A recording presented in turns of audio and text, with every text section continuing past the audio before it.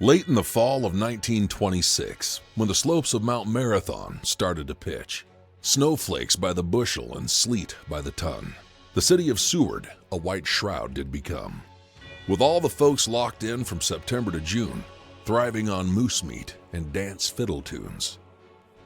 It's said in Alaska there are only 3 months, all starting with a J, and the sun only shunts. From eastern horizon to the sea on the west, rising at 10, all golden in dress, then drops like a stone into the sea, with darkness arriving just after 3. At the end of October comes Halloween Day, when the children dress up in any odd way, to tramp from their homes as goblins and ghouls, in masking and costumes, all meant to fool, to secure from their neighbors candy and gum, while their parents settle in for chit-chat and rum. As the folks of the city slept snug in their beds, with nary a thought of crime in their heads, a plot was unfolding, delicious in scope, which required some sweat and a smidgen of hope, to break into the bank and its vault full of cash, and abscond with the loot over the pass. As Seward was born as a railway town, no buildings had basements set into the ground.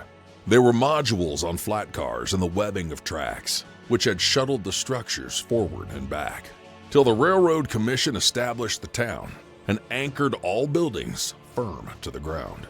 As June follows May and each winter a spring, summer in Seward incoming cargo did bring.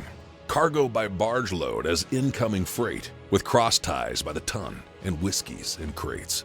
Boxcars of boots and mutton in shank, to be sent northward all the way to Fairbanks. Year after year, the cargo came in, and the profits grew fatter, never too thin. So the structures on rail were secured to the earth, with concrete and rebar sunk into the earth. Lawns covered the rails, rusting deep in the ground, and docking for barges appeared in the sound. As the city grew richer, and so did the banks, transforming their vaults from abandoned planks to iron and steel with reinforced hinges, and hired armed guards who eschewed binges. So the burglars abandoned their vault robbery scheme, concentrating on the incoming gold stream. Everyone knew when the nuggets of gold would come down the rails with Doré Hole. From Fairbanks and boomtowns far to the north, where miners were thick as curdling cream henceforth, the booty would go cross town in a tank, from the boxcar in the station to the 5 city banks.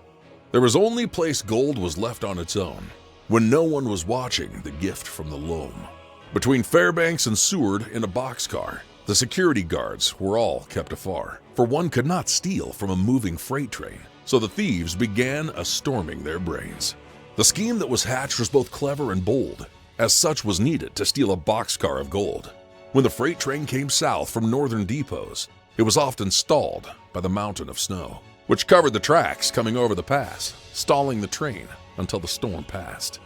On the crest of the pass was a spur line left to rot, which at one time led to a mine long forgot, which in its day produced just enough gold to spur a stampede. Then, like a bunghole that quickly goes dry, the rush crashed to a halt when it was revealed the strike had been assault. But the rail tracks remained, so the cabal had a chance to switch the gold car before the train could advance. Down from the pass, covered with snow, to the city of Seward and the banks down below. The plan was so simple, surprising the four, was that no one had tried this before. Thus it came to pass on a blistering day, when the weather held the gold shipment at bay. The thieves' plan went forward without a hitch, and the boxcar of gold was for another car switched. And the train, less the gold, was Seward bound. The thieves went for the cash while singing a song. Clearly well known in every small town, truth and rumor together rebound. From church pew to worksite and store to saloon, from the earliest rising to the rise of the moon. And no one was immune from gossip or hoax, be they well-heeled, religious, or broke. When the thieves broke the lock on the purloined boxcar to secure personal wealth in both nugget and bar, they were flummoxed and startled by what was inside.